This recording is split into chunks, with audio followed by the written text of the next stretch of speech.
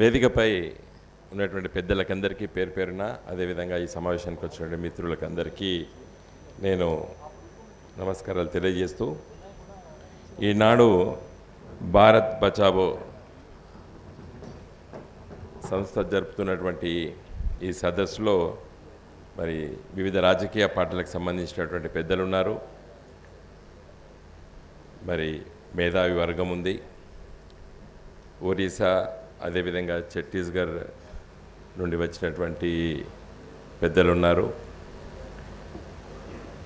చాలా విషయాలు ఛత్తీస్గఢ్లో ముఖ్యంగా బస్తర్ జిల్లా, నాటి బస్తర్ జిల్లా, ఇప్పుడు అది 5 జిల్లాలుగా విభజించబడ్డది. ఇప్పుడు నాటి బస్తర్ జిల్లా మనకందరికీ తెలుసు, కేరళ రాష్ట్రంతో సమానంగా ఉండే విస్తీర్ణం లోపట ఆనాటి బస్తర్ జిల్లా విషయాలపైన ముఖ్యంగా ప్రభుత్వాలు అది ఏ పార్టీ పరిపాలన చేసేటప్పటికి కూడా ఆ పార్టీలు అనుసరిస్తున్న విధానాలు కూడా సోదరిమణి సోనియా గారు చాలా సవివరంగా మనకు వివరించారు. హిందీ భాషలో మాట్లాడినప్పుడు కూడా మనమందరం కూడా దాదాపు వారి ప్రసంగంలో ఎక్కువ శాతం మనకు అర్థమైంది. చాలా సులభంగా వారు చెప్పగలిగారు, మనకు అర్థమైంది.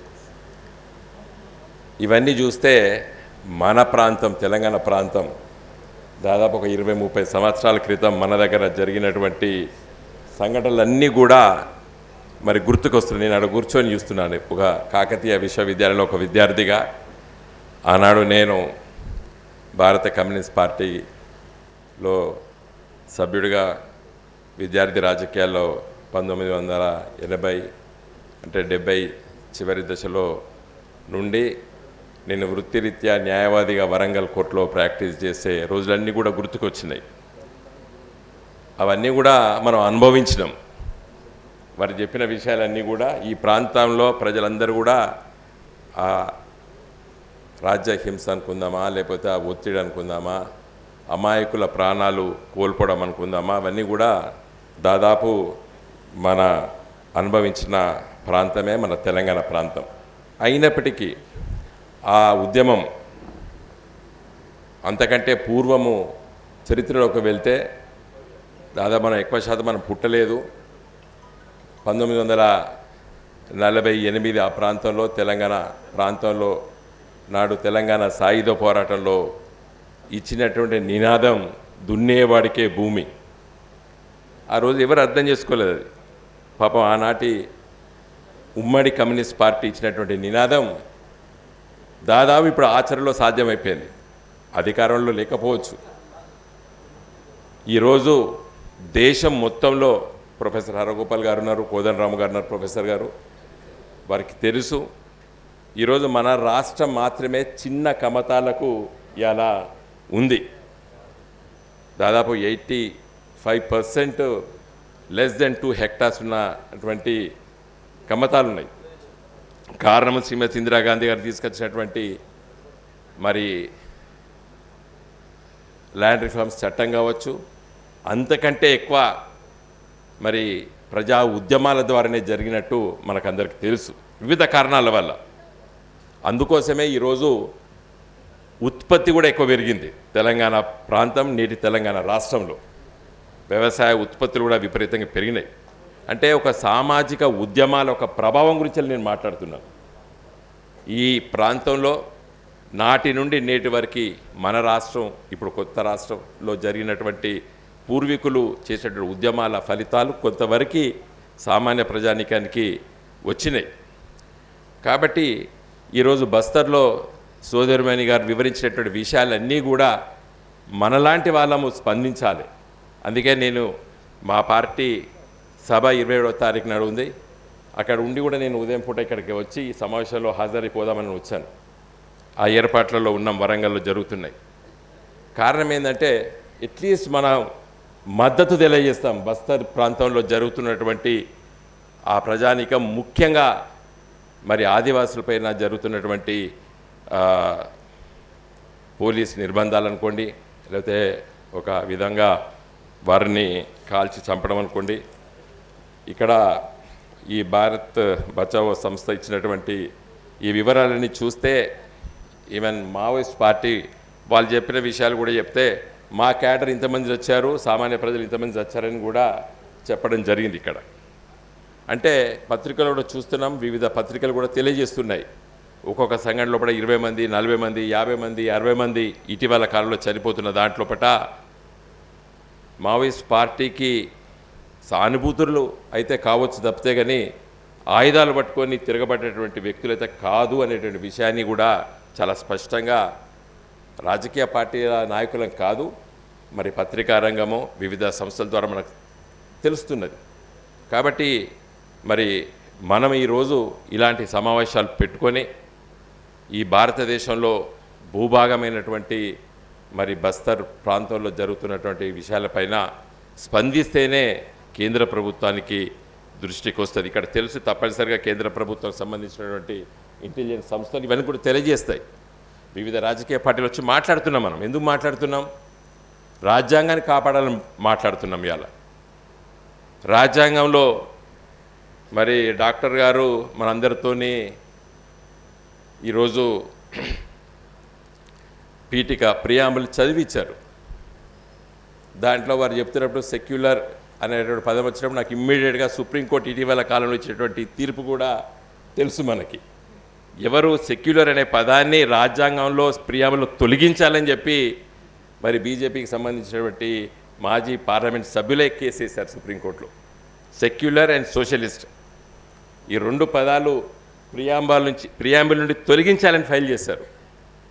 అదృష్టవశాత్తు మరి సుప్రీంకోర్టు జోక్యం చేసుకొని దాన్ని తిరస్కరించింది. నేను వెంటనే ఒక వ్యాసం మరి ఆంధ్రజ్యోతి మిత్రులకు పంపించాను, పబ్లిష్ చేశారు 2-3 డేస్ తర్వాత. అంటే ఒక మంచి తీర్పు ఇచ్చింది సుప్రీంకోర్టు అని. దురదృష్టవశాత్తు ఏంటంటే ఆ సుప్రీంకోర్టులో కేసు నడుస్తున్నప్పుడు కానీ రాజ్యాంగంలో పీఠిక లాంటి ప్రియాంబుల్లో పొందపరిచినటువంటి 2 ముఖ్యమైన పదాలు అవి ఆచరణలో ఉన్నాయా లేదని వేరే చర్చ. అది కొంతమంది ఉండొచ్చు అని చెప్పొచ్చు నాలాంటి వాళ్ళు, కొంతమంది అవి లేని చెప్పొచ్చు, ఏదైనా చర్చ ఉండొచ్చు. కానీ ఆ స్పిరిట్ని కూడా తొలగించాలని చెప్పి కూడా ఇలా ఆలోచన చేస్తున్నారు. కాబట్టి రాజ్యాంగాన్ని పరిరక్షించాలంటే టు స్టార్ట్ విత్ లెట్ ఇలా మనమందరం కూడా మళ్ళొకసారి మన నోటి ద్వారా దాన్ని పలికినాం. అట్లీస్ట్ ఆ 2 పదాలైనా ఉంటాయా పోతాయా అనేది కూడా మరి చూసుకోవాలి. ఎందుకంటే ఈనాటి ఎన్డీఏ ప్రభుత్వము ఫ్యూచర్లో they may bring A legislation also, they may bring ఏ వాళ్ళు ఏమంటున్నారు అసలు కాన్స్టిట్యూట్ అయినప్పుడు కాన్స్టిట్యూషన్ అసెంబ్లీ లోపల ఈ పదాలు లేవు, సో ఇవి తర్వాత చొప్పించబడ్డాయి సెక్యులర్ అండ్ సోషలిస్ట్ పదాలు, కాబట్టి రాజ్యాంగ సవరణ కూడా అవసరం లేదు తీసేయచ్చు అంటున్నారు. రాజ్యాంగంలో ఉండేది రాజ్యాంగ సవరణ, దట్ ఈజ్ ఆల్సో ఒక టాక్ ఉంది, అది ఎంత stupid talk, but in spite of it వాళ్ళు రాస్తున్నారు దాంట్లో ఏది రాజ్యాంగ సవరణ లేకుండా తీసేయచ్చు, ఎందుకంటే రాజ్యాంగ సభలో చెప్పలేదు కాబట్టి అవి లేవు కాబట్టి. సో ఇప్పుడు మనం ఇక్కడ ఉన్న వాళ్ళందరం కూడా ఇలాంటి విషయాలపైన కూడా మనం స్పందించవలసిన అవసరం ఉంది. తర్వాత మరి ఆర్టికల్ 1 ఏం చెప్తుంది? అది సింపుల్ వర్డ్స్లో India that is Bharat shall be a union of states, shall be a union of states, India that is Bharat shall be a union of states, that is article 1 of our constitution. మరి స్టేట్స్కు power law and order, how come the government of India నేనే తీసేస్తా, నేనే దీన్ని తొలగిస్తా, నేనే దీన్ని చేస్తే ఎట్లా అంటారు? So they are against the spirit of the constitution. Law and order has to be taken care by the respective state governments. అది రైటా రాంగా ఏ విధంగా చేస్తారనేది దట్ ఈస్ డిఫరెంట్ ఇష్యూ. కాబట్టి ఇలా రాజ్యాంగం గురించి మనం అందరం మాట్లాడుకునే సందర్భంలో భారత్ బచావో రాజ్యాంగం రక్షించుకోవాలి అని చెబుతూ మరి అతి ముఖ్యమైన విషయం ఇలా కేంద్ర రాష్ట్ర ప్రభుత్వాలు మరియు మావోయిస్ట్ పార్టీ కాల్పులు విరమణ పాటించాలి అని చెప్పి మనం ఇక్కడ మాట్లాడుకుంటున్నాం. ఎందుకు మాట్లాడుకుంటున్నాం? మనం భారత పౌరులు మన సోదరులు సోదరిమణులు ఇవాళ మన పక్క ప్రాంతంలో మరి వాళ్ళు ప్రాణాలు కోల్పోతున్నారు కాబట్టి మరి ఇద్దరు కూడా ఇటు ప్రభుత్వాలు అటు మావోయిస్ట్ పార్టీ కూడా మీరు కాల్పులు విరమణ పాటించాలి, చెయ్యాలి, చర్చలు మనం ముందుకు వెళ్ళొచ్చని కూడా చెప్తున్నాం. ఈరోజు చర్చలు కాల్పుల విరమణ అనేది ఈ దేశానికి కొత్త కాదు, మనకందరికీ తెలుసు. ఇంతకంటే తీవ్రంగా మరి అలజడి కానివ్వండి, లేకపోతే కాల్పులు ప్రభుత్వకిను కొన్ని సంస్థలకు ఈశాన్య రాష్ట్రాల్లో జరిగినాయి. ఉల్ఫా, బోడోల్యాండ్, మిజోరాం, మణిపూర్, నాగాస్. మరి వాటి అన్నిటితో చర్చలు జరిపే కొంతవరకు మనము సమస్యను పరిష్కరించుకుంటున్నాం. ఇటీవల కాలంలో కూడా మణిపూర్లో జరిగింది. అవి నేను ఆ సబ్జెక్టులోకి వెళ్ళడం లేదు, కానీ మన షెడ్యూల్ తెగల మధ్యలో వచ్చినటువంటి ఒక మనస్పర్ధలు, ఘర్షణ రూపంలో జరిగింది. పార్లమెంట్లో ఆల్ పార్టీ మీటింగ్ పెడితే మా పార్టీ తరఫున నేను వెళ్ళడం జరిగింది. పార్లమెంట్ లైబ్రరీలో ప్రధానమంత్రి గారు, అమిత్ షా గారు వీళ్ళందరూ కూడా ఏర్పాటు చేశారు జస్ట్ లాస్ట్ ఇయర్. మరి అంత సీరియస్గా గవర్నమెంట్ ఆఫ్ ఇండియా ఆలోచిస్తుంది కదా, why can't they take steps? ఇక్కడ కూడా మరి ఇంతమంది ఆదివాసులు చనిపోతున్నారు. ఒక్కొక్కసారి 70 మంది, 60 మంది, 50 మంది అంటే కూడా మరి స్పందించవలసినటువంటి అవసరం మనకుంది. వాళ్ళందరూ కూడా తుపాకులు పట్టుకొని పోలీసు మిలిటరీకి వ్యతిరేకంగా కొట్లాడినట్టు మనకైతే అవపడతలేదు ఎక్కడ కూడా. మరి అంతమంది చనిపోతున్నారంటే డెఫినెట్గా మనము తప్పనిసరిగా మరి మాట్లాడవలసిన అవసరం ఉన్నది. మాట్లాడకపోతే మనని ఏం చేసినట్టు, తప్పనిసరిగా మనం మాట్లాడాలి. ఇటు ప్రభుత్వాలు, కేంద్ర రాష్ట్ర ప్రభుత్వాలు, అటు మావోయిస్ట్ పార్టీ గారు, ఇంతకుముందు కూడా మరి మిత్రులు ఇన్నయ్య గారు కూడా చెప్పారు, మీరు కూడా మరి కాల్పులు, ఆయుధాలు మరి విరమణ చేస్తారా? ఏదో ఒక there should be some proposal from your end also. మీరు కూడా చెప్పాలి. చెప్పినట్టు కూడా మనం చూసాం కొన్ని పత్రికల్లో, అక్కడక్కడ వింటున్నాం. కాబట్టి దయచేసి మనం అందరం కూడా ఈ వేదిక ద్వారా, పెద్దలు హరగోపాల్ గారు ఉన్నారు, ఇంకా చాలామంది పెద్దలు ఉన్నారు, మనం అందరం కూడా ఆలోచన చేయవలసిన అవసరం ఉంది. ఈ దేశంలో మన రాజ్యాంగం ఏదైతే ఆ స్ఫూర్తి ఉన్నదో దాన్ని ముందు తీసుకెళ్ళవలసిన అవసరం ఉంది. కాబట్టే మనం అందరం కూడా ఇక్కడ కూర్చున్నాము. రాజ్యాంగ స్ఫూర్తిని కాపాడండి అని పిలుపు మాత్రమే మనం ఇస్తున్నాం. అంతకంటే పెద్ద మన కొత్తగా చెప్పేది కూడా ఏం లేదు. కాబట్టి ఈ సందర్భంలో నేను ఎక్కువ సమయం తీసుకోకుండా, భారత ప్రభుత్వాలు, అటు ఇదివరకు కాంగ్రెస్ పార్టీ కానివ్వండి, ప్రస్తుతం ఉన్నటువంటి బీజేపీ ఎన్డీఏ ప్రభుత్వాలు కూడా ఏ విధంగా అయితే ఈశాన్య రాష్ట్రంలో అక్కడ కూడా ఇలాంటి పోరాటాలు జరుగుతున్నాయి. సార్, సమస్యలు వేరు, ఆలోచన విధానం వేరు కావచ్చు, కానీ మీరు అన్నట్టు మరి ఆ అలజడిని, లేకపోతే లా అండ్ ఆర్డర్ అంటున్నారు, ఎట్లయితే అక్కడ వాళ్ళతో మీరు చర్చించి మాట్లాడుతున్నారో అదే విధమైనటువంటి చర్చలు ఇక్కడ కొనసాగించి బస్తర్లో ఉన్నటువంటి ఆదివాసుల్ని కాపాడాలి. కానీ చివరిగా నేను సరే అక్కడ ఉన్నటువంటి ఖనిజ సంపదని దోపిడీ చేయడానికి అవన్నీ కూడా ఈ పాంప్లెట్లో చదవడం జరిగింది. నేను కొంత రిలవెన్స్ తెలంగాణ అంశానికి, తెలంగాణ రాష్ట్రానికి ఉన్నటువంటి ఒక సమస్య పైన వివరించి నేను ముగిస్తాను. నేను పార్లమెంట్ సభ్యుడిగా ఆంధ్రప్రదేశ్ రాష్ట్ర విభజన చట్టంలో బయ్యారంలో స్టీల్ అథారిటీ ఆఫ్ ఇండియా ఒక స్టీల్ ఫ్యాక్టరీ ఇండస్ట్రీని పెడతామని చెప్పి హామీ ఇచ్చింది. ఇక్కడ పార్లమెంట్ హామీ ఇచ్చింది, షెడ్యూల్లో పొందుపరిచారు. దాన్ని స్టడీ చేసేసి ఇక్కడ నాణ్యతమైనటువంటి ఖనిజ సంపద లేదు కాబట్టి విరమించుకుంటామని చెప్పి వీలు కాదని కూడా చెప్పేసిండ్రు. సేల్ కేంద్ర ప్రభుత్వంతో మేము పలు సందర్భాల్లో మాట్లాడేటప్పుడు ఇంకా వీలు కాదండి, వదిలిపెట్టేయండి అని చెప్పారు. అప్పుడు కొంతమంది మిత్రులు మా దృష్టికి తీసుకొస్తే నేను స్పెసిఫిక్గా ప్రధానమంత్రి గారితో మాట్లాడడం జరిగింది. అక్కడ ఉన్నటువంటి మినిస్టర్తో మాట్లాడాను. మీరు ఒరిస్సాలో, అదేవిధంగా ఛత్తీస్గఢ్లో ఉన్నటువంటి ఖనిజ సంపద మీరు విశాఖ స్టీల్కి తీసుకెళ్తున్నారు, తర్వాత అక్కడి నుండి విదేశాలకి మీరు ఎక్స్పోర్ట్ చేస్తున్నారు. ఐరన్ ఓరు జపాన్కి పోతుంది, చైనాకు పోతుంది, బెజింగ్ ఒలింపిక్స్ కూడా చాలా పోయింది. ఇంకొక 100 సంవత్సరాల అక్కడ ఖనిజ సంపద ఉన్నదంటున్నారు. మీరు బ్రహ్మాండంగా రైల్వే లైన్స్ వేశారు. రైల్వే లైన్ కాకుండా ఈ మధ్య దాన్ని ఏమంటారు, స్లష్ అంటారు, అది పైప్స్ ద్వారా కూడా మీరు దాన్ని తీసుకెళ్తున్నారు. మరి అలాంటిది మా తెలంగాణకు చాలా దగ్గర. మరి ఛత్తీస్గఢ్ను, ఒరిస్సా మీరు వెయ్యాలి, రైల్వే లైన్ వేయాలని చెప్తే వీలు కాదండి, అది ఇంపాసిబుల్, అక్కడ దండకారణ్యం, ఫారెస్ట్ ఉంది, ఎన్విరాన్మెంట్ ఉంది, ఇంపాసిబుల్ అని చెప్తే ఇట్స్ ఫ్యాక్ట్ అని చెప్పి నేను ఐ కెప్ట్ క్వైట్. లేటెస్ట్ మొన్న రైల్వే బడ్జెట్లో 1800 కోట్లు పెట్టి ఇలా మల్కన్గిరి నుండి భద్రాచలం రోడ్ అంటే కొత్తగూడానికి రైల్వే లైన్ వేశారు.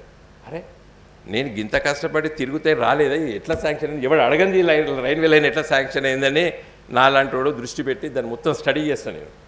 కారణం ఏంటంటే మల్కన్గిరి అంటే అది ఒరిస్సా ఛత్తీస్గఢ్ బార్డర్, అక్కడి నుండి ఇంకా ఫాస్ట్గా ఇప్పుడు సర్వే అవుతున్నది. ఇప్పుడు ఇది వచ్చేసి గోదావరి భద్రాచలం టౌన్ దగ్గర వచ్చేసి కూరం ఉంటుంది, అట్నుండి తీసుకొచ్చేసి కొత్తగూడెం టు మనుగూరు లైన్కు కలుపుతున్నారు. ఏదో సంపూరం అయితే వెంకటాపురం కాదు, ఏదో అయితే కలుపు. ఎందుకు మళ్ళీ కొత్తగూడెం నుండి డోర్నకల్కి ఇప్పుడు డబుల్ లైన్ వేస్తున్నారు, అది ఫాస్ట్గా వర్క్స్ అవుతున్నాయి. సో దే వాంట్ టు అక్కడ ఛత్తీస్గఢ్లో అదేవిధంగా మరి ఒరిస్సాలో ఉన్నటువంటి ఖనిజ సంపద ఐరన్ ఓర్ అంతా తీసుకొచ్చేసి మంచి north to south grand trunk train అంటారు లైన్, ఏది ఫ్రమ్ ఢిల్లీ టు చెన్నై వరకు ఉన్నది జీటీ లైన్ అంటారు రైల్వే భాషలో. సో దానికి అటాచ్ చేసేస్తే తీసుకొచ్చేసేసి అది వెస్ట్రన్ ఇండియా అంటే గుజరాత్కి తీసుకెళ్ళి ఆడొక పెద్ద ఇండస్ట్రీ పెట్టడానికి ఈ కార్పొరేట్ సెక్టర్ ఆలోచన చేసింది, అక్కడ తీసుకెళ్ళడానికి ప్రయత్నం చేస్తున్నారు. సో తెలంగాణ కాన్సెప్ట్, తెలంగాణ రాష్ట్ర కాన్సెప్ట్లో రాజ్యాంగంలో పార్లమెంటు పాస్ చేసినటువంటి బిల్లు మరి ఆంధ్రప్రదేశ్ రాష్ట్ర విభజన చట్టము దాంట్లో పొందపరిచిండ్రు. బయ్యారంలో స్టీల్ ఫ్యాక్టరీ పెడతామని చెప్పి ఈ వీలు కాదని చెప్పిండ్రు. కొన్ని రైల్వే లైన్ వేసి పెట్టమంటే రైల్వే లైన్ కూడా దండకారణ్యము ఫారెస్ట్ ఎన్విరాన్మెంట్ రిజెక్ట్ చేసిండ్రు. ఇప్పుడు మాత్రం ఎవడు అడగంది ఇలా రైల్వే లైన్ ఎత్తి తీసుకెళ్తున్నారు. సో డెఫినెట్గా దీన్ని బట్టి మనకు అర్థమయ్యేది ఏంటంటే అక్కడ జరుగుతున్నటువంటి ఇవన్నీ కూడా అక్కడ ప్రజల హక్కుల్ని కాలరాచడానికి జరుగుతున్నటువంటి అవి. ఏదేమైనప్పటికీ కూడా ఇంతకుముందు ఒరిస్సా పిసిసి అధ్యక్షులు మాట్లాడినట్టు మరి మావోయిస్ట్ పార్టీ కూడా ఆలోచన చేయాలి. మరి అమాయకులైనటువంటి ప్రజలు ఇబ్బంది పడుతున్న సందర్భంలో ముందుకు వచ్చి మరి కేంద్ర ప్రభుత్వంతో రాష్ట్ర ప్రభుత్వాన్ని మరి ఒక సందేశం ఎట్లుండాలంటే వాళ్ళకు కూడా అనుమానం వస్తుంది, విరమిస్తాం, చర్చలు పెడతాం, మళ్ళీ వాళ్ళు కన్సాలిడేట్ అవుతారు, అందుకోసమే మాకు ఇబ్బంది అని చెప్పేసి వీళ్ళు చెప్తారు ఎటు అధికార తరఫు నుంచి. కాబట్టి మనలాంటి వాళ్ళకి అక్కడ శాంతి ఉండాలి, ప్రజల మరి అనవసరంగా అమాయకులు మరణించదని చెప్పేటువంటి ఉద్దేశంతో మనమందరం ఇక్కడ కూర్చున్నాం. కాబట్టి ఇరువైపులా ఇటు రెండు రాష్ట్ర ప్రభుత్వాలు మావోయిస్ట్ పార్టీ కూడా ఆలోచన చేసి వెంటనే మరి నిర్ణయం తీసుకోవాలని చెప్పి మనం కేంద్ర ప్రభుత్వాన్ని ముఖ్యంగా అమిత్ షా గారిని కోరాలి. ఎందుకంటే అమిత్ షా గారు ఒక డేట్ కూడా పెట్టిండు మార్చ్ 2026 అని. That is not correct.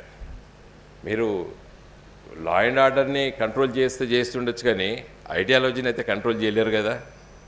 కాబట్టి you have to convince them అసలు ఈ దేశానికి ఈ రాజ్యాంగం ఉంది, ఈ విధంగా పనులు చేసుకోవచ్చు, ముందుకెళ్ళవచ్చు, అభివృద్ధి చేసుకోవచ్చు, ప్రజల సమస్యలు పరిష్కరించుకోవచ్చు అని చెప్పి ఆ విధమైనటువంటి ఆలోచన విధానాన్ని తీసుకురావాలి తప్పితే కానీ మేము అణిచేస్తాము అనేటువంటి భాష సరైన భాష కాదని చెప్పి నేను భావిస్తూ సెలవు తీసుకుంటున్నాను.